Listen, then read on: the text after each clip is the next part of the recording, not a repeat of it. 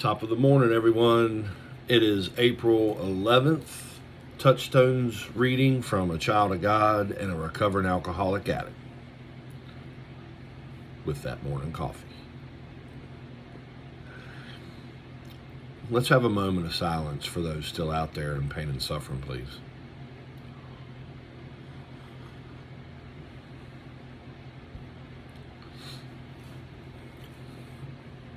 Thank you. I have learned this.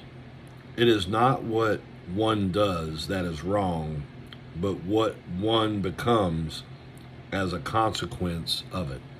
That's from Oscar Wilde. There are countless ways to take shortcuts in life or to grab for pleasures.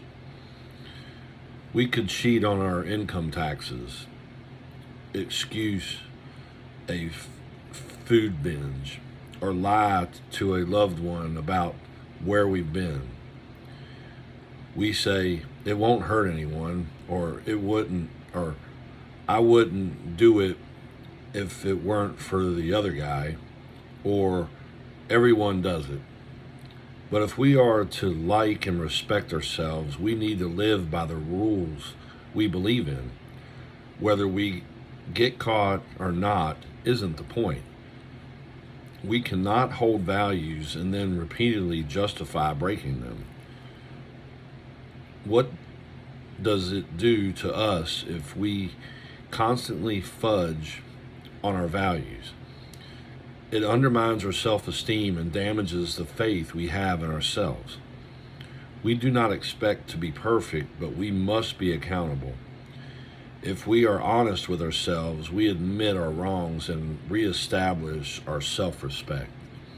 Today, I will take care to make choices that match my values. Amen.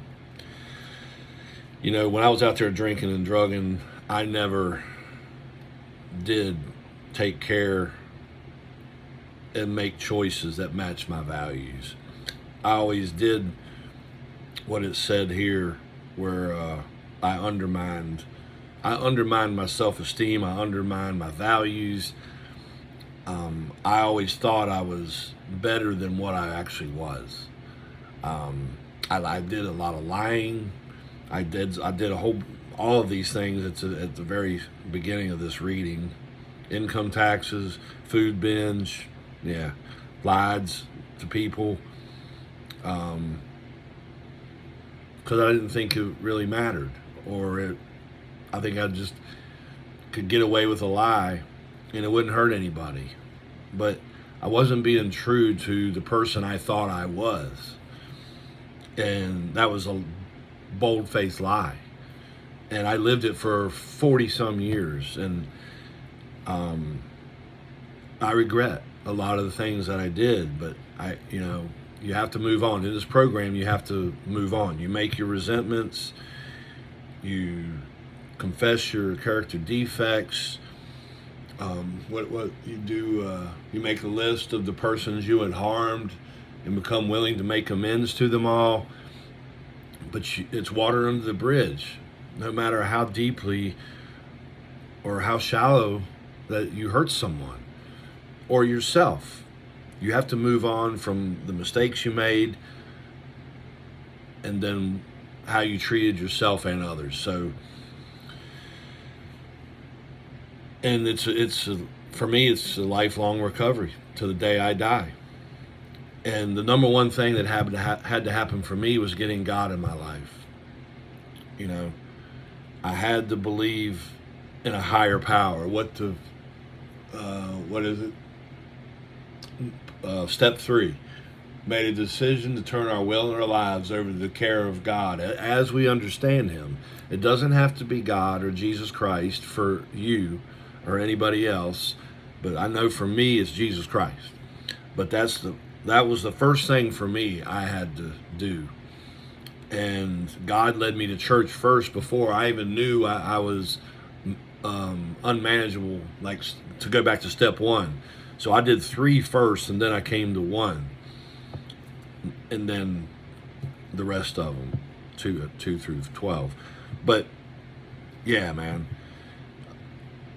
God humbled me and is still humbling me. And I tell you what, it feels great. You know, I thought it hurt when it was happening, and it kind of did. You know, it was an emotional crush, but that's what it does when you get that slice of humble pie dished to you. Um, but at the hind end, or the hindsight, it feels good. So it's great. It's great reading. So yes, today I will take care to make choices that match my values. I'm trying to walk the walk and talk the talk. I love y'all very much. I hope you have a safe and blessed day. Peace.